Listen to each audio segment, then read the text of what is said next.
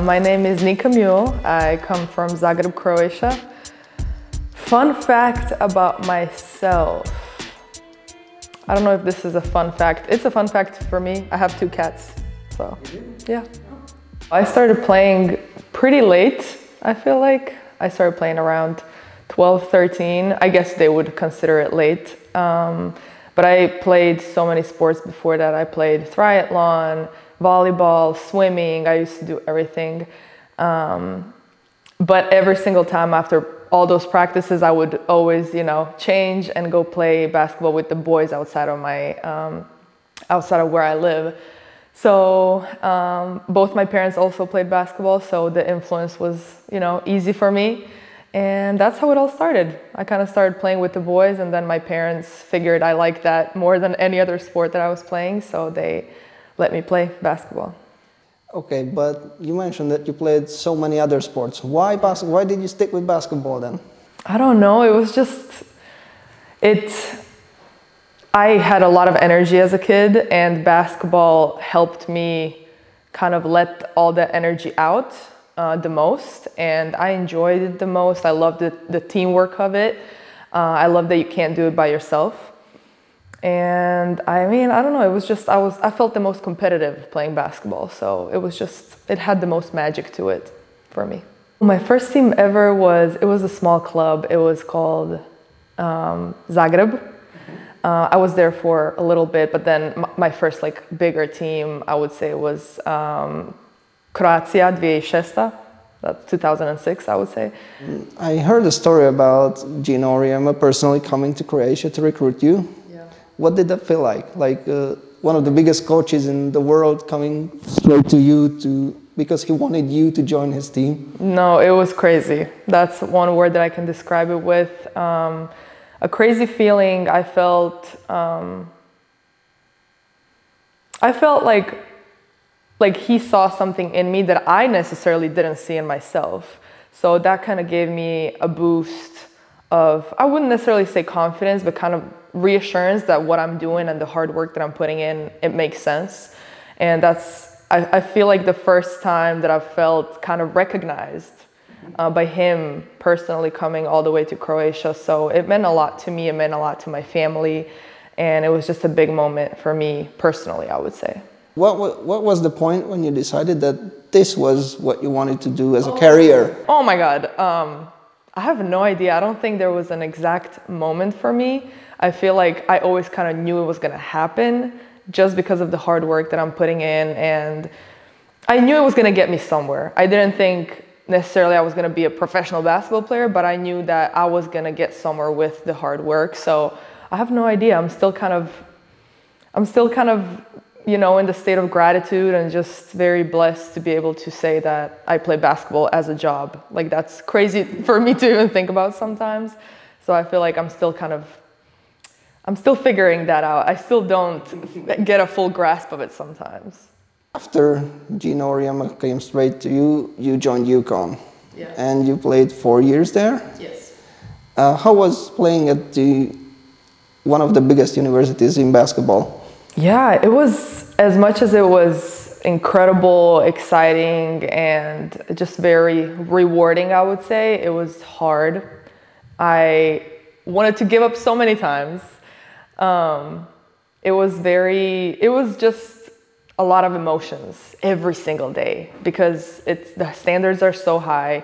You go in the gym and you have all these names on the walls, Hall of Famers, first team All-Americans. They won 11 national championships up to that point. So it was a lot of pressure. It was high standards, but I feel like it shaped me as a basketball player. It shaped me as a person. It kind of brought the most out of me that I can give. And I would say ultimately gave me that work ethic that I'm able to keep for the rest of my life. And I've also met some of the people that are gonna stay by me for the rest of my life. So it was just a great experience. I'm glad I did that. You mentioned all the names on the walls and stuff like that. I think that you might be one of those names now because you have so many records. Oh yeah, not on the wall, but Yeah. I mean, Like you've made your mark at that university. well, I would hope so. You know, one of my biggest goals was to win a national championship, and although we didn't do it, I've shared some of the greatest memories with my teammates. You know, and the wins that I still remember some of the things and the games that we won, and I just have a smile on my face, you know, because those emotions and the adrenaline, it's so real and still so present. But yeah, I mean, without my teammates, I would never, I would say, leave my mark there. So I'm very grateful for them. I'm very grateful to all the coaching staff for the opportunity, and also just proud of myself and the work that I put in, because I feel like it showed at times when it had to. How was playing overseas professionally? Like overseas. Like yes. From this point. Yeah. Yeah. It's funny that we say overseas for there, but they say it for here. No, it was incredible. That was one of my, I never even dared to dream, you know, to be in the WNBA. So I can't even say it's a dream come true, because I just didn't think it was possible. But I was so grateful to Seattle, and still am, for the opportunity. And although it was a crazy summer, you know, being a rookie in such a big league, especially at the moment where the league was, it was hard. It was different. It was a new experience, new coaches, new teammates, new style of play. Everything was new for me. But I feel like that I used every single second, every day, to learn, to get better, to fall, to get up, and ultimately it ended up being a very great learning curve for me. And I feel like it gave me a lot of, I don't know, just confidence in my work ethic for that year. So, but it also gave me a realistic standpoint of how much I need to work. So it was a good learning curve for sure. After playing in the WNBA for Seattle, you joined Besiktas in Turkey. Can you tell us a little bit about your time in Turkey?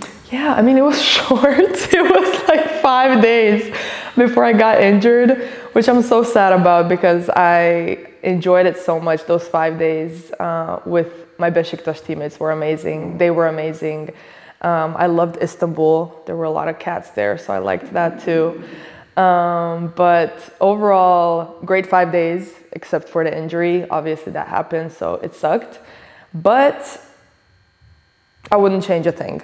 I feel like it happened the way it was supposed to, and it led me to here ultimately. So yeah, I'm grateful for my 5 days there.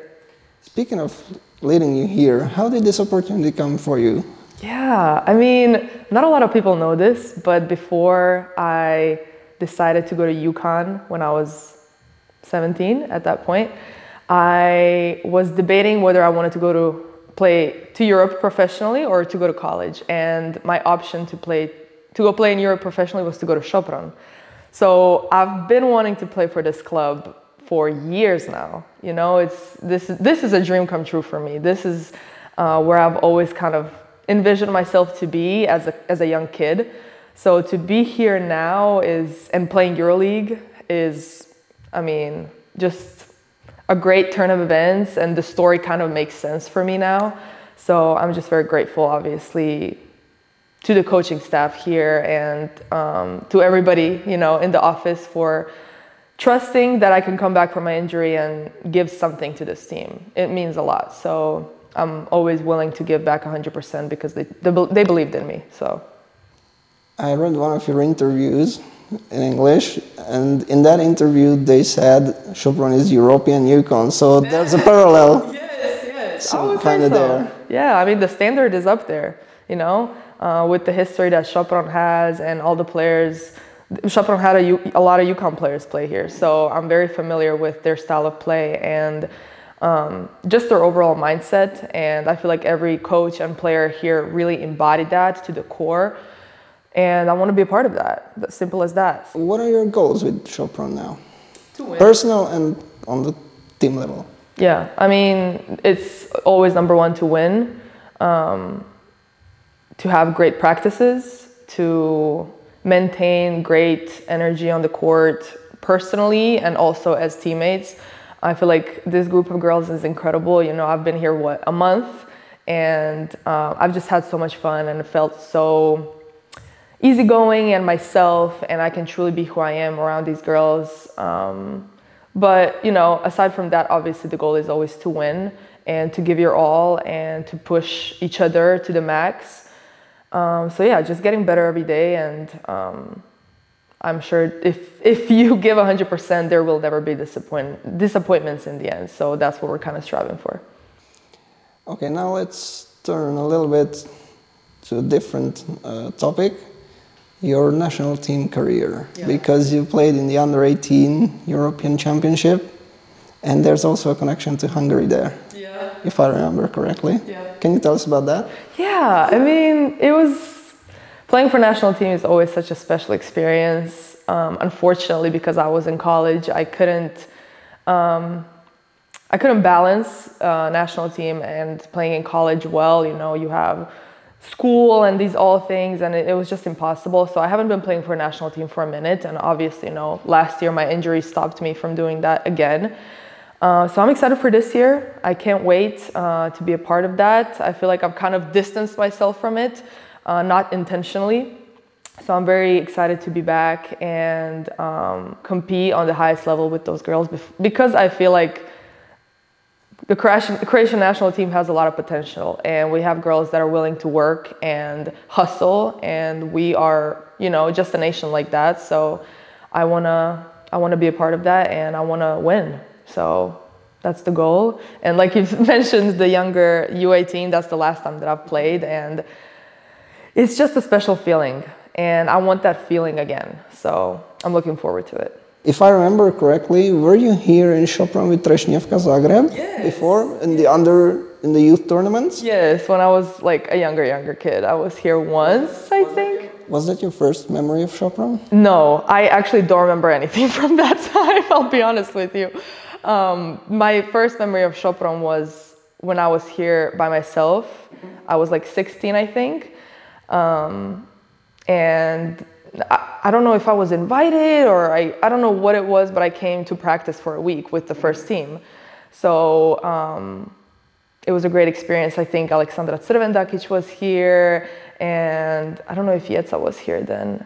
But it was a great experience, you know, working out with the first team. And that's my first memory of Sopron, to be honest.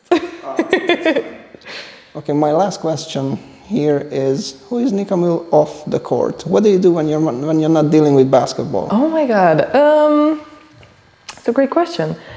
I feel like, I mean, I'm just a normal girl. I feel like, you know, I have 2 cats. I like to FaceTime my friends, my family when they're not around. I love to drink coffee. I love to paint. I love being creative. So anything that has to do with like the creative side of me, I'm down. But yeah, other than that, I love sunbathing. I love being in the sun. I love going on walks. Yeah, just little things that make me happy. Okay, do you have a message to the fans? Do I have a message for the fans? I do. I would like to say that I'm very grateful for the opportunity to be here. And this last month and the games that we've played, they've showed out, they've showed up every single time, and I love their energy, and it feeds us so much. So keep watching, keep cheering for us, and we hope to make you guys proud. And yeah, just very thankful to be a part of this team and this environment.